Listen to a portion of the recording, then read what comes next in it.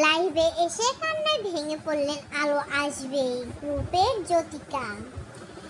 Television ও সিনেমার পরিচিত মুখ এবং আওয়ামী লীগের ঘনিষ্ঠ তারকাদের মধ্যে অন্যতম এক অভিনেত্রী জ্যোতিকা জ্যোতি, যিনি বৈষম্য বিরোধী আন্দোলনের শিক্ষার্থী হত্যা চেষ্টার অভিযুক্ত এবং হোয়াটসঅ্যাপের আলো আসবে গ্রুপের একজন সক্রিয় সদস্য। আর এই অভিনেত্রী এবার সামাজিক মাধ্যমে ফেসবুকে এসে আবেগাপ্লুত হয়ে নিজের বর্তমান পরিস্থিতির কথা জানিয়েছেন। সোমবার 3 আগস্ট সন্ধ্যায় ফেসবুক ভেরিফাইড অ্যাকাউন্ট থেকে লাইভে এসে কান্নায় জড়িত কণ্ঠে জ্যোতিকা জানান, দীর্ঘদিন ধরে মানসিক চাপ, অনলাইনে হয়রানি এবং কাজের সংকটে ভীষণভাবে বিপর্যয় তিনি।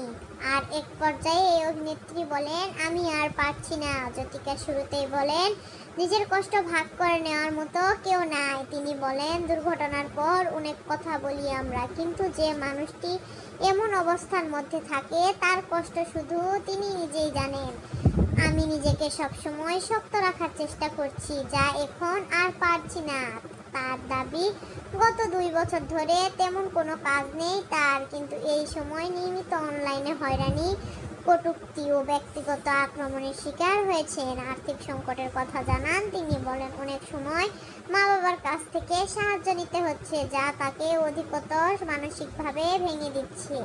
এই সময় জ্যোতিকা অভিযোগ করেন, 2024 সালের পর থেকে তার বিরুদ্ধে নানা অপপ্রচার ও হয়রানি বেড়ে যায়। তার ভাষ্য, তার রাজনৈতিক আদর্শিক অবস্থানের কারণে একাধিক পক্ষের সমালোচনা, হুমকি এবং অনলাইনে বুলিংয়ের মুখে পড়তে হয়েছে। এমনকি তার বিরুদ্ধে মামলা হতে পারে বলে দাবি করেছেন। রাজনৈতিক সংবাদ, তিনি বলেন, নিরাপত্তা জনিত কারণ, দীর্ঘদিন সময় স্বাভাবিকভাবে চলাফেরা করতে পারছিল না। নানা সময় তাকে নিয়ে বিভিন্ন ধরনের কুচুরিকর মন্তব্য ও ব্যক্তিগত আক্রমণ করা হয়েছে, যা তার জন্য খুব কষ্টের। আর এসব ঘটনার প্রভাব তার পেশাগত জীবনে পড়ছে বলেও জানিয়েছেন জ্যোতিকা। এই অভিনেত্রীর দাবি, তাকে নিয়ে কাজ করতে এখন অনেকেই ভয় পান।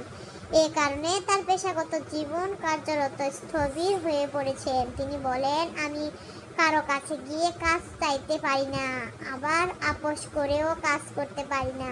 আমার জীবন একদম নরকের মতো হয়ে গেছে।